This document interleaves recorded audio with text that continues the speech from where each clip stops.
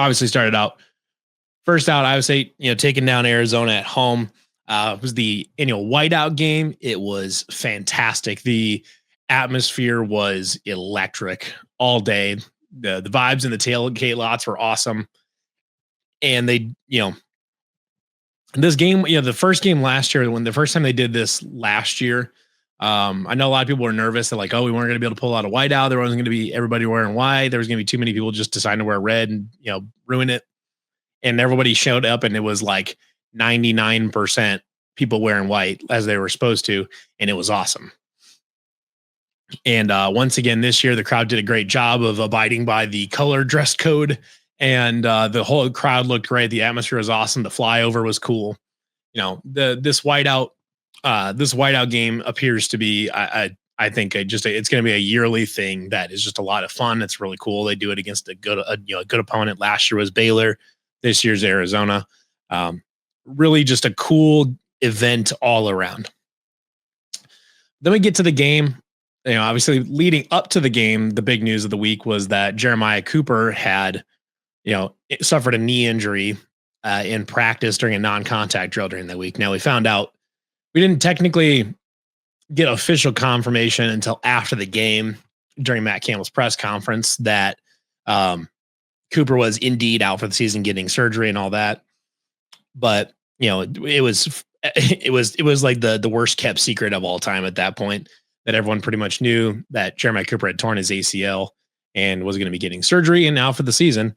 And Trey Bell went in and filled in for Coop and was awesome. He was really, really good. Had a great game. He has turned into I would argue one of, I would say, its best open field tacklers that we've seen in a while. And Brian comes in with a great comment here. The best safety group in the conference. The safeties really, really showed out on Saturday, and that, in support of the corners. And unfortunately, we're going to be missing another one going into Cincinnati and then the rest of the season. But it seems to me as though they've largely settled around a starting group of Tashawn James, Marcus Neal, and Jamison Patton. And that trio there was awesome on Saturday. They were everywhere. Tashawn James did get hurt a little bit earlier in the game, but it sounds like he's fine. But the performances by Marcus Neal and Jamison Patton were just really, they were exceptional. I would argue that Jamison Patton probably had his best game as a Cyclone. Got the pick late in garbage time, but it was funny because the first play of the game, or one of the first plays of the game, the second play of the game, Arizona ran stretch left with Ismail Mahdi, and he got outside, and Jamison Patton was the guy that was supposed to bring him down, and he took a horrific pursuit angle at Mahdi and fell on his face, and Mahdi got like 25 yards out of it. And then from there on, he was, arguably the best defensive player on the field for Iowa State. He was everywhere, making, incredible tackles. There's a few times they tried picking on him in coverage, and there's specifically one where he was, I think he was on a receiver, and No Fafita threw up.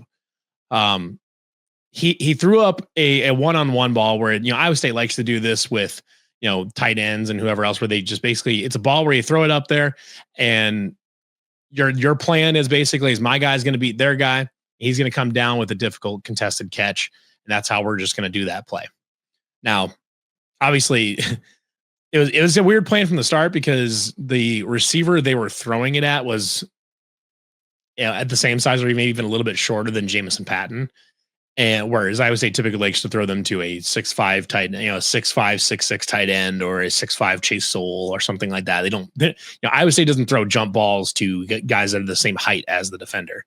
But Arizona threw it, and Jamison Patton, he was duct taped to that guy. Played textbook perfect coverage that you couldn't ask for better in-game coverage to put on some instructional film for like a high school player than how Jamison Patton played that ball. And he deflected the pass, the receiver really never even got a good hand on it at all, even. But James Patton deflected the pass and ended up to play on top of the receiver at the end. So, you know, there he did awesome job in coverage. I would then obviously got the pick in garbage time.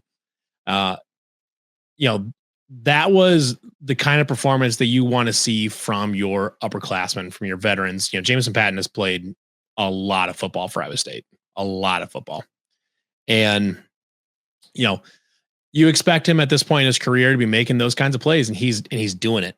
It looked like early in the season that Kajon Cummings Coleman might, kind of take some of Jameson Patton's snaps. Now, Kajon Cummings Coleman, as Dukes mentioned in the comments there, he did get hurt later in the game. He actually finished with his right arm in a sling. But per Matt Campbell today, he said he is okay and good to go. And so we'll talk about the injuries here in a little bit. And I'll play a little bit of clip from the conference and from the press conference with him talking about that stuff. But Jameson, credit to Jameson, he came back and earned his snaps back. He played really well on against Arizona, and I would expect him to continue to be a leader of that back end of the defense, through for the rest of his career, basically. The other guy is Marcus Neal, who's he's a true sophomore, I believe, true sophomore or redshirt sophomore. He he's been one of Iowa State's best defenders, frankly one of their best overall players this season. He's consistently graded out near the top. If you look at like Pro Football Focus grades, he consistently grades out near the top. And he got away with what may have been a targeting later in the game. I wouldn't say he necessarily, I don't think it was the wrong call to not call targeting, but it was, if you look back at the 2020 Big 12 championship game, Isheem Young was ejected for much less than what Marcus Neal did on that play, where he laid the wood to an Arizona receiver that caught a ball over the middle. But fortunately, did not get called for targeting, does not have to miss the first half of Cincinnati. But he continued his play Saturday as a true enforcer in the middle of that defense, where if a guy comes across the middle, if a running back spills one to the outside, he's right there to meet them at the line of scrimmage, to lay a hit on them, to make them think twice about bouncing that thing outside again or about coming across the middle. He was awesome. There's a few plays, specifically one I can think of where, Arizona's punt returner, for no explicable reason whatsoever, decided to fair catch a punt inside of his own 5-yard line. But he did. Arizona was backed up in their own end zone, and they started running the ball. And, they had motioned a guy. Marcus Neal was matched up on a guy on the, if you're the defense looking at the offense, it'd be on the left side. It would be in the offense's, started off on the offense's strong side. No Fafita motioned the receiver back across the formation. Marcus Neal did not follow him over there because they were in a zone. They were in a zone scheme, and basically, so now he had nobody on that side to cover anymore. So his check essentially became to blitz, and you could see him just start creeping in. And as soon as Arizona's set and ready to go, claps. Marcus Neal's already off like a cannon. He's behind the left tackle and blows up the run in the backfield. Stuff like that is where, guys like Marcus Neal that are really aggressive, that love to hit people, they can blow up plays in the backfield like that, and they give your defense such a great advantage. He's been good in coverage. He's a great run support guy. They do a good job of basically playing him kind of as like another linebacker almost a lot of times. But he's awesome in run support, does a really good job in deep coverage. And I just, especially the duo of Patton and Neal is it's such a big advantage that Iowa State has over any other team in the conference. I know Arizona's safeties are very good. Genesis Smith is a very good safety. They have another one there as well. But if you're looking at how they play within their system, I don't know that you could really justify taking anybody in the conference over Marcus Neal and Jameson Patton at this point. And then Tishon James, when he's healthy and playing well, is also a dynamic playmaker. He can be a ball hawk back there, pick some passes off. Did a great job. Matt said the band. I must not have caught that the band played the Jaws theme after one of his sacks or hits. Honestly, that's awesome. I don't know if I caught that in the middle of the game, but that's That's really cool. Sorry, grab my drinker real quick. Um, yeah. So it's interesting too because generally speaking, throughout John Haycock's tenure and how they've got this thing organized with like Deon Broomfield running the secondary and all that, is they typically have been subbing a lot, like at every defensive position, like subbing quite a lot. This year, though, they've pretty much landed on a linebacker group they like uh in Carson Willich, Cooper Ebel, and Caleb Bacon. You know that those three have played really well. I say Carson Willich just came back off injury, but he was awesome. Awesome against Arizona. Did a great job. He was all over the place and really changed just changed the aggressiveness of that entire room. But he's, it seems like they've pretty much landed on those three. I think if I remember seeing that stat right, it's like Caleb Brazina, Bo Goodwin, and Zach Lovett combined for 7 total snaps. Otherwise, they pretty much just ran the starters out there. John Klosterman got some good run out there as well, but they pretty much played like 3.5 guys plus a few other guys sprinkled in. They've really honed in on that group of 3, and frankly, the secondary wasn't rotating much either. I mean, they're pretty much sticking with James Patton and with Tayshaun James, James Patton, and Marcus Neal. Pretty much sticking with that. They'll swap in Drew Surges here and there for a spell. They put Kyjon Cummings Coleman in for a spell, but he got hurt on his first snap of the game. So I mean, it's not like even Kyjon Cummings Coleman was playing earlier in the game. But the defensive line is still rotating out quite a bit. Dominic Orange, who was also banged up a little bit on Saturday, it sounds like he's fine. He got up and walked off on under his own power twice. I think it sounds like he's fine. The keep rotating defensive ends like Vontae Malone, Tomato McDonough, and Trey Verdon got his first career sack on his first career play on it. On his first snap as a Cyclone, Trey Verdon gets a sack, so that was pretty cool. But I would guess that they're probably going to keep a fairly heavy rotation on the defensive line until they can figure out exactly what they want to do and see if they can find the guys. Because I think if they could find 2 defensive ends that they really, really like there, I think they would be inclined to continue to play those a little bit more. And also kind of cut down on the rotations throughout the game if they can. I think they would like to do that if they can. Duke says Willich is smallish for linebacker standards. He's like a missile. Yeah, Willich can play because he's just a touch smaller. Willich can play a lot faster than a lot of linebackers can, and it really shows. He's all over the place all the time, and especially when you've got that hustles like that. I mean, he's great. So overall, I thought the defense did a really nice job bottling up Arizona. They, unfortunately for Arizona, they were able to run the ball a little bit, but they got behind and they basically had to throw the whole game. And I think Noah Fafita dropped back over 40 times. He had over 40 pass attempts, which for I think even Arizona fans would have said that if they had to do that, it wasn't going to go very well. But I really want to talk about how I would say its offense handled their defense. And that was, I think, the biggest talking point coming into the game is how Iowa State was going to try to move the ball against Arizona's like really super aggressive defense. And, I brought it up last week that RPOs, play actions, things like that were going to help a lot. I don't know if I mentioned on this one, but on another podcast, I had brought up that like hitting in the slants and stuff like that. If you can get quick passes, over the, linebackers are overcommitting to a run. If you can get a quick slant behind them. That one actually came extremely true, which was that, I was like second quarter. I want to say, Chase Soul, they hit Chase Soul, which we're going to talk about Chase Soul here in a little bit. But they hit Chase Soul on a backside slant off of a play action, caught the linebacker biting too hard, hit Chase Soul, and then Chase takes it for about 65 yards after the catch. It was awesome to see that. That would to me was one of many examples that